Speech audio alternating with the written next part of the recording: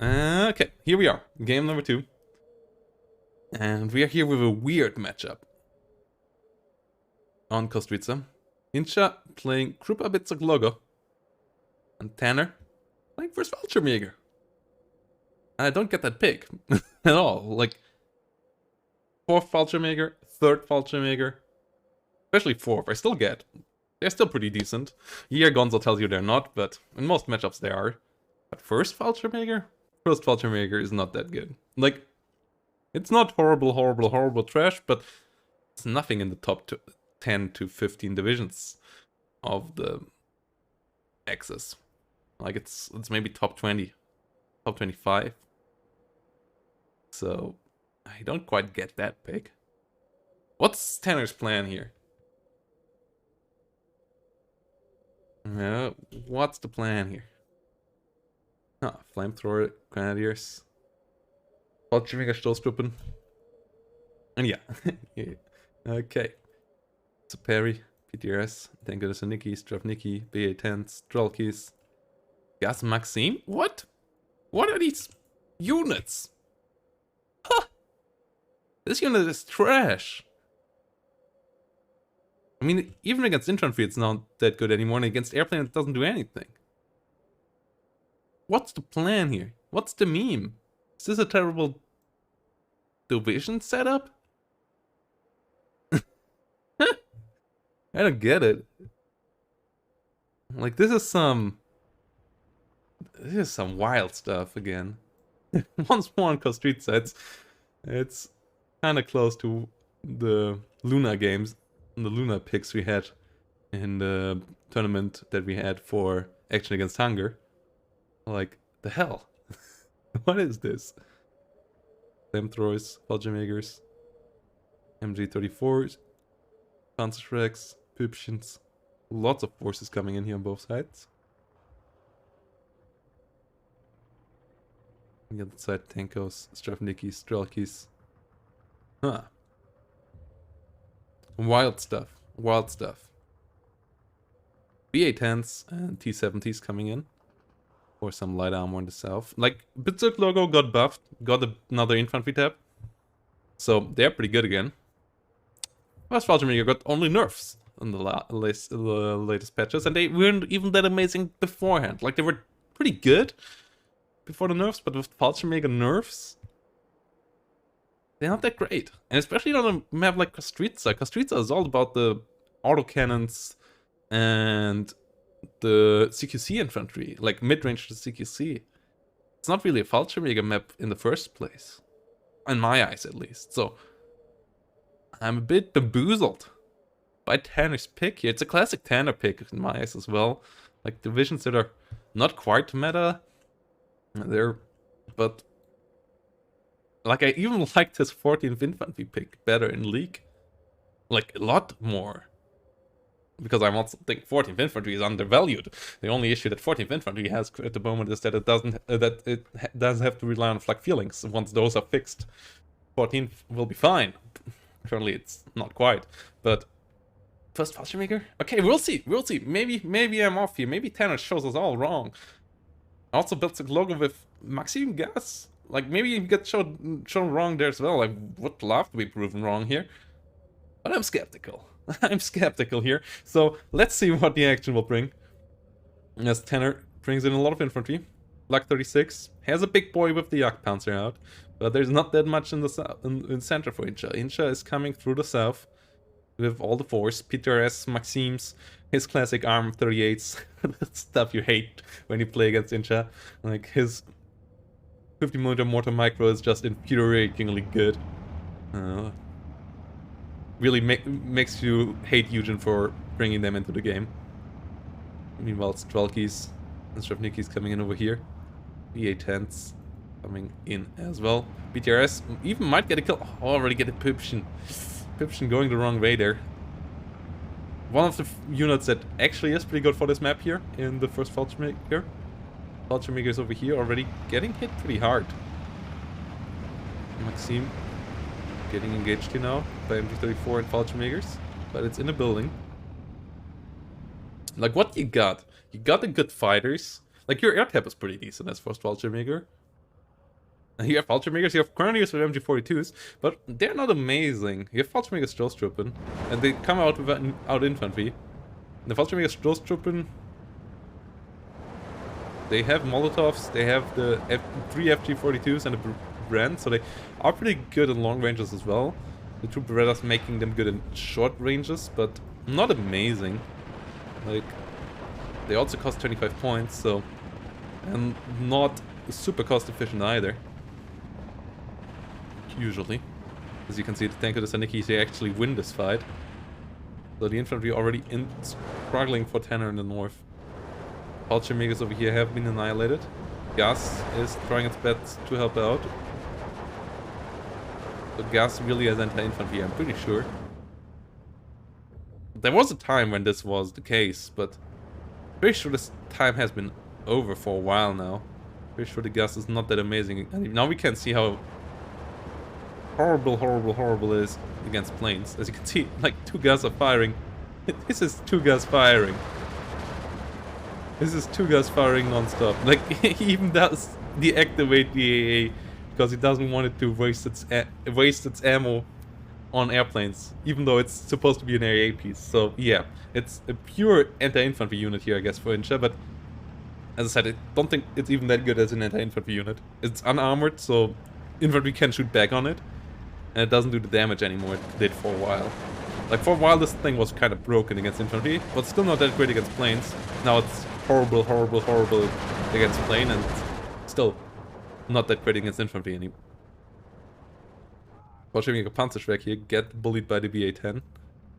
Fallschirmjäger Flammenwerfer around, and yeah, the Fallschirmjägers here just got overrun. Fallschirmjägers with the 40 points, now really expensive, you can't just afford to lose them.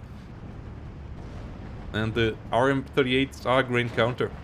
Like, you can... you get two of these for one Fallschirmjäger.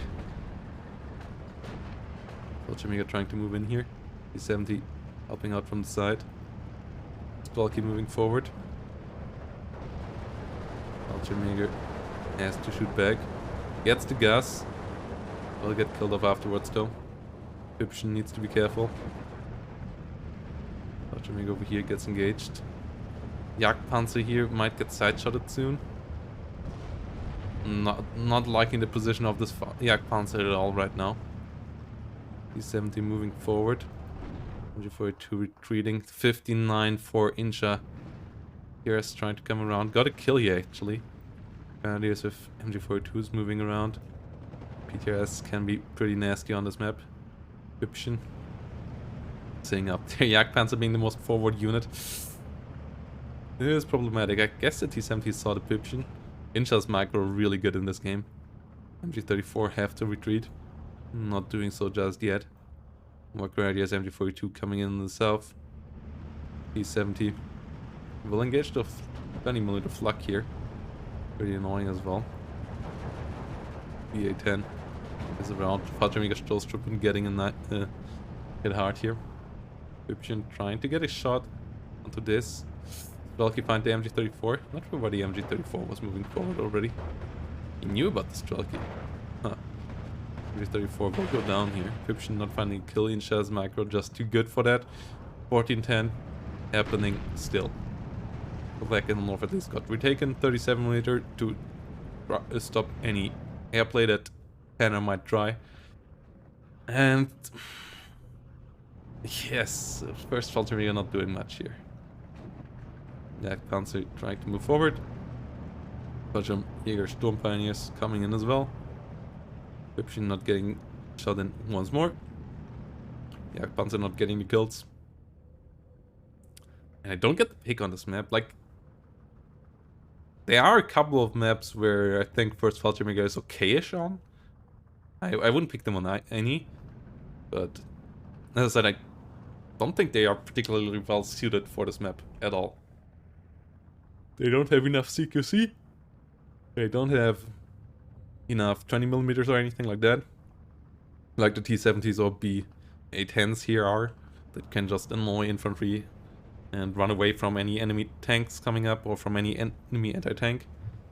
They have the Pipschen, which is pretty good on these ranges. That's kinda it. He's trying to untaunt PTRS. PTRS disengage well though. Inshaa being annoying with that. Jagdpanzer coming up. BA-10 will move away. Jagdpanzer somehow still is alive here. There's a Tiger now on the other side though. Complicating things. Grenadiers getting pinned down by the Strelky. Vladimir Pioneers getting the Strovniki. Fallschirmjägers, no one's trying to help out. Well, the units over here will be in trouble. Arm 38 will go down. The other one though will try to help out dealing with this. But Fallschirmjägers at least getting a good kill. Tiger come in with the penetration. Jagdpanzer will bounce. And Tiger will get another shot off here, I fear. Yes, there we go. Gets the kill. Bombing run comes in too late. Jak 1, amazing fighter.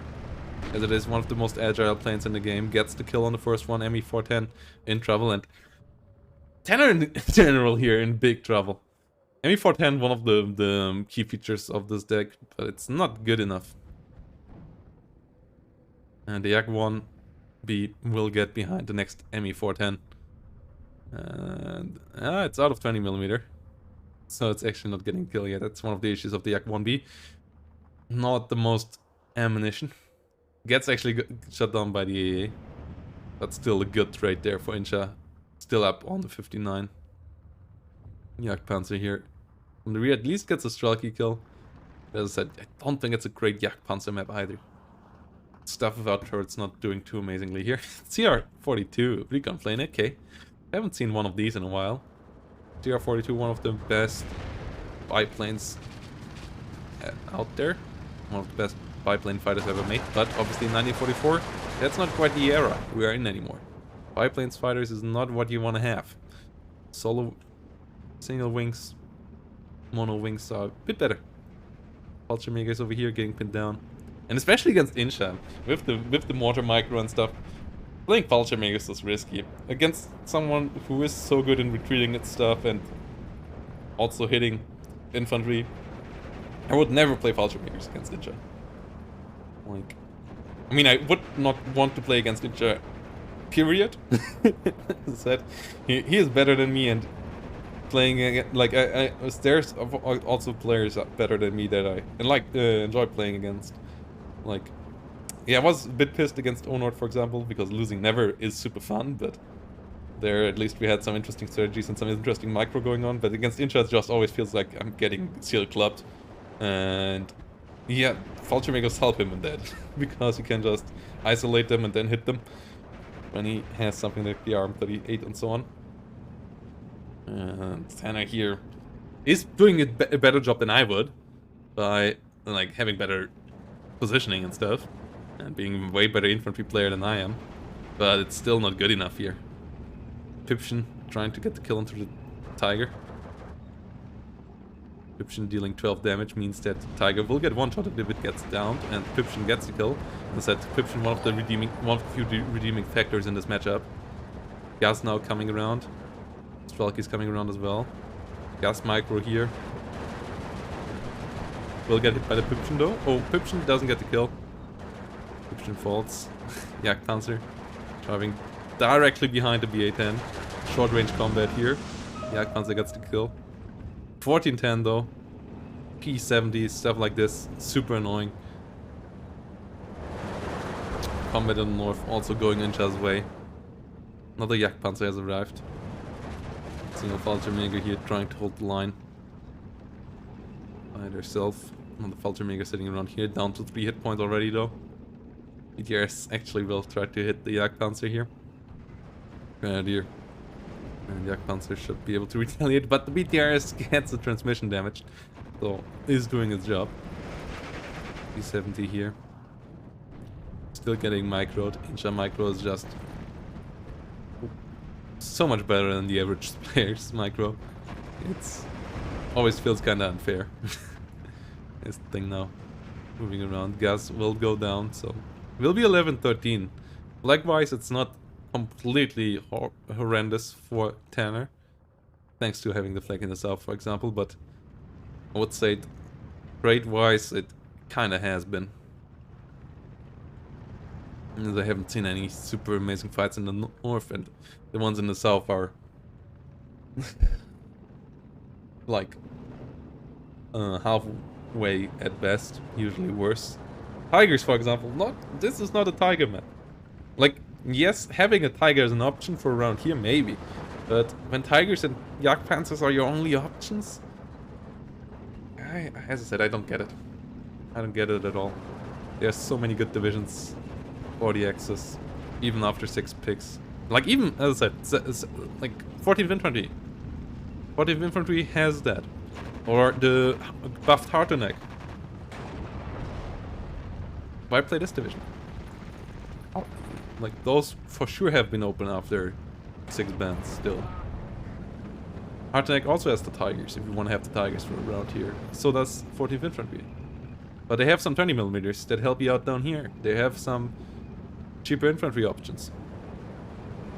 It's wild. Gaz now moving forward. Gaz still having decent... it's... Tanner's reactions to Gus being a bomber is just... Yeah, it shows you everything wrong with this unit. Like... Oh yeah, you know that the Gus is not doing anything against your plane. So, if you need a fast reaction to a Gus, you just bring in the plane. Yeah, they still, like, we saw them doing some okay stress and some okay-ish damage, I guess, but don't think you want to bring in around the Gus just for ground support. Gus with North goes down. Still feels like a pretty big meme, but not as big of a meme as Tanner's first Fallschirmjäger here. MG42 coming in. Grenadiers. As I said, he's still holding out better than I would have done. The first Fallschirmjäger, I would have already fully collapsed. Still moving around a lot. The Jagdpanzer IV positioning usually kind of good as well. Tigers coming around. TR is waiting for the moment. Off map will make the position for Tanner in the north even more harsh. Don't think any counterattack there is feasible anytime soon, and I fear that's the case in most positions on this map. Tiger E being the most forward unit when Strelky is around with AT grenades run around. Sounds a bit scary as well. Fallschirmjägers versus infantry over here. Strelky versus Fallschirmjägers. And the MG42 also trying to help out. Strelky disengaged. As I said, good disengagement player. ME410 trying to hit the SIS-3. Gets some hits in, not getting the kill though. Meanwhile, Yak 1B is up for the hunt. Fallschirm Spätruppe coming in. Flammenwerfer in the north. Flammenwerfer going down. Stropnicki being around. T-34 sitting there as well. Yak 1B getting hit. Getting pushed back. Grenadiers coming in. Shouldn't be getting the kill though. But I'm not sure how Tanner is supposed to hold this now. Tiger E hitting Stropnicki. I still haven't figured out what the game plan here was. Like, what was the win condition Tanner thought he would have with this division? And Ryusha now coming in for creating a rough time, because I didn't see it ever. It wasn't the airplay. It wasn't the... Like, you can't just have Fallschirmjäger infantry as your win condition anymore, luckily. We had that for quite a while, it seems. Over the last year. So Gonzo disputed that for a long time. Win conditions didn't though. 15-9 round. And yeah, Fallschirmjäger nerf was rough though for first Fallschirmjägers, because even back then first Fallschirmjäger wasn't the main perpetrator of the win rate issues. It was 4th and 3rd. And first now it's just not that much of a competitive division. It's a fun division. It's a good team game division still. But not something you want to play here, I don't think. Grenadier going down. Like, it still leaks above Kurugo, so it's not a trash division. They didn't slaughter it. It's just not meta. You have to kind of play meta if you want to win. I have a really good cheese, but there was no cheese in here. Like, there was no mozzarella from the Rimini units here. L2 gets its run through on the Tiger. Doesn't get the kill. It was too stressed out. But it won't get killed either. And the off-map comes in here. And that one might be devastating. Tretka moving forward. Channel's moving forward. As I said, Betzog logo. A solid division for this map. It's a pretty good push division now, once more, with the buffs it received. And the buffs the Soviet received overall. Like, for example, being able to bring Stavniki in with 1-star veterancy. But on the other side, the first Fallschirmjäger here. On the brink of collapse. Touching your pioneers trying to come in. To win this. We'll get the flag. 14-10. Off map coming in. And he is as well. Me410 will hit the Stavniki here. Gets the kill. Maxim Gas moving forward. Jagdpanzer getting killed by the IL-2. Jäger Pioneers moving forward. Stavniki on the fires. Huh. 37mm moving around. Off map, doing damage. Grenadier and MG34 try to deal with the Stavniki. MG42 over here, out of ammo. One more issue. MG42 units not having the ammo they might need. CR42 coming around in numbers. Fallschirmjäger Pioneers behind the enemy line. Getting the surrender. 13-11. And the MG42 over here engaging. Stavniki killing them off though. 13-11 somehow here is kind of wild with this amount of forces. Tigers somehow fall to the Jagdpanzer. Another good kill there. Tiger E is in the center, but both of the big boys in the north have fallen. North is still really rough. Off map coming in. L2M trying to come in. Trying to get a kill. Stavniki Pioneers and so on coming around, but 13-11 here is ticking constantly now. And it's really close to a 59. These two flags around. Fallschirmjäger Pioneers go down. L2M coming around, and yeah, the first game wasn't an interesting game. And game number 2, like in game number 1, I saw the ideas of Tanner. In this game, it just felt like Tanner was just reacting non-stop because the vision he had was not doing anything else, and Inshaa was just playing a stock standard Soviet pushed game here and played it really well because he's Inshaa. And Tanner played pretty well against that with the units he had at hand, but feels like a division match mostly. Fallschirmjäger Pioneers engaging the Stavniki. Fallschirmjäger Pioneers behind enemy lines is actually kind of wild.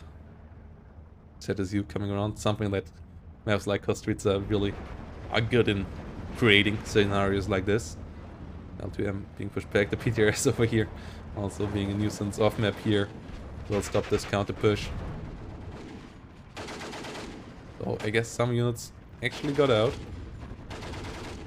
There's still a T-34 though. This will go down. Getting the EAA at least. Could allow for some bombing runs in the north. Bombing run is what Puritan also does here. Pioneers moving forward. Engaging Stavniki's gas disengaged. Valky getting killed off. Pioneers have been careful over here. 12-12 it is.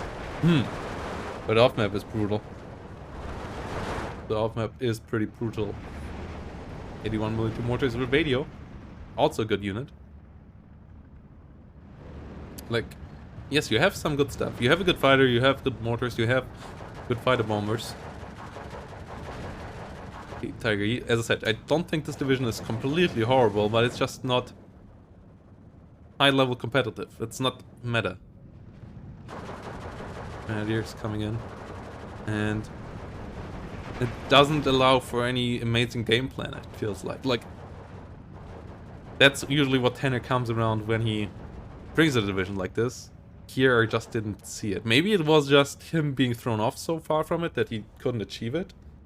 Like me, I wonder if he practiced it against others. Touching pioneers coming around. Next off map coming in. Like, I'm pretty sure that the first Vulture Maker works for him out in ranked, but obviously Inshaa is not ranked. He keeps the 12-12 around here. So he's obviously not going completely down here. But even if Inshaa would need to go to defensive mode now, I don't think he would struggle too much to keep this around. L2's being around. The off map, the next off map in the north could be pretty devastating again. L2's stopping any pushes here. SU is around. Well, that IL2 run was pretty trash. Black 36 is around. Tiger went down though. Another Tiger E in the south. Oh no, Tiger went up here, then went down. ME410. The ME410 and Tigers. I mean, not the worst combo, but... And 13-11 here for Tanner now. Tanner really trying. 37mm is around. Mortars, I guess, on that. Yes. ME410 coming around here. And actually, Inshaa has been a bit sloppy with some things, like losing the Tiger and so on. Is Tanner making the comeback here? Like, Tanner being always calm and collected when he takes losses here. Doing solid retreats and so on, but I don't think he traded that well still. Like, it feels like some of the best first Vulture Maker performances I have seen in a while. But I fear it still might not be good enough. Inshaa up to 13-11, 4-minute 14. Black 36 under fire. 81mm mortar, pretty good. PTRS, pretty annoying. Do these mortars hit? Not yet. CR42 coming in. Ooh. IL2 with clusters for the Tigers, and the single 20mm is for sure not enough. Black 36 not having the line of sights, and this Tiger goes down. And that's the Tiger problem. 13-11 is up. And Ryusha, I guess, shoots on the Flak 38-6. Yes. ME410 coming in. 3-minute 26. And I don't think this game will go much longer than that. Tanner doesn't have any push potential in the south. Still has the Vulture Maker Pioneer. North tanks have been killed off. PTRS is still around there. L2M being forced back. 3-minute 2 on the clock here. SU 122 fires in the center. Without the Tiger, Inshaa now can easily push forward here. Maxim goes down at least. But this is still not good enough. Interesting smoke. Tanner, overall, a really good smoke player. Has improved this play a lot over the last couple of months, both in Warno and in Steel Division. In general, I think Tanner profits a lot from his cross-platform playing. Like, obviously it's kind of risky. Usually players who play 2 games at the same time, they struggle a bit then. But in Tanner's way, I think it's created a couple more interesting connections that he sees between the 2 games that allow him to maybe try to figure out strategies that other people wouldn't see firsthand if they only played Warno or Steel Division for the other game around. He plays pretty similar in both. Keeps the 12-12 alive here. Vulture Maker Pioneers get pretty close to the units here. ZSU though, be able to shoot them down before they can throw the TNT. It's a problem. 13-11 for Inshaa. 1-minute 58 only on the clock for Tanner. ME410 trying to change that. As it says, you M15 comes around. Okay. ME410 has been retreating. AAPs here has been killed off though. ME410 number 2 comes around. ZSU Running out of ammo actually, but at the moment it's still got some. And here, MG42 in the north. Decent-ish unit, but low ammo. Holds it back a bit, as it's only slightly more than 1 minute of constant fire with the MG42. And the other thing being that you can't take it with veterancy. And here, MG42 versus the parry. Okay, these are quite some forces. Meters versus Krafnicki here. 54 second only though. Tanner needs a flag here, and he needs it big time. I'm trying to figure out where that could be, but I'm not seeing it. The parry, under pressure. I feel like Inshaa is on the way to being the winner of the Wano monthly tournament May. 30 seconds on the clock. It's even a 14-10 now. Inshaa even getting more ground. And he's here, trying their best. But they're not CQC infantry, and you need some good CQC infantry in here. And Tanner just surrenders here shortly before the game is over. And Inshaa gets the victory here pretty decisively. 2,800 to 1,700 kill. Good game by Inshaa for sure. By Tanner as well on the game end. Just the pre-game part, I just don't get it. Like, First Ultra doesn't even feel that cool. Like, if you want to go for a cool pick, I feel also there's cooler picks out there. And I don't see what makes them so special that you want to pick them. But he did. And he did play okay-ish with the units he had on the ground. But I fear the disadvantage was just too big to overcome. And Inshaa with the micro level already needs all advantages you can get to stack against him to have a chance. So Inshaa is the champion. GGVP to Inshaa. And I hope to see them all next month. I won't play next month, as I will be busy for the upcoming weeks with Rock im Park this weekend, for example, with my own birthday 2 weeks later, with another concert I have to go to and stuff. It's all good stuff coming up, but I will be busy. So, won't be able to join the tournament myself, but we'll try to cast it again a bit next month before we go back into League Season 8 in July. For both, you can still sign up for the June monthly, I think. At least I think you can still sign up for the monthly. As I got some info from her Robert. Maybe you can't, but try anyway. And see if you can. And then the league is coming up in July, and there you for sure still can sign up. Though the spots there get pretty thin as well. So better sign up now if you think you want to play League. And World Cup, thanks for the follow 19 minutes ago. I somewhat missed that. And yeah, kills and losses here. Krafnicki's holding her ground really well. PTRS killing the Puck 40 and the Flak. And a leader and a grenadier, like getting 5 kills here. Being pretty good. Yes, you want to too. Yeah, Inshaa. With a classic Inshaa game there. And Tanner somewhat allowing Inshaa to dictate the speed. And that's also one of the things with First Ultra Mega. It's a pretty reactive division. You usually ain't the one doing the aggressive stuff and so on. Something that 4th Ultra Mega still can do with all their support stuff. But Ultra Mega just himself usually ain't that aggressive of a unit. And you don't have much else that is. Like stuff like Tigers and so on is also not aggressive. So, I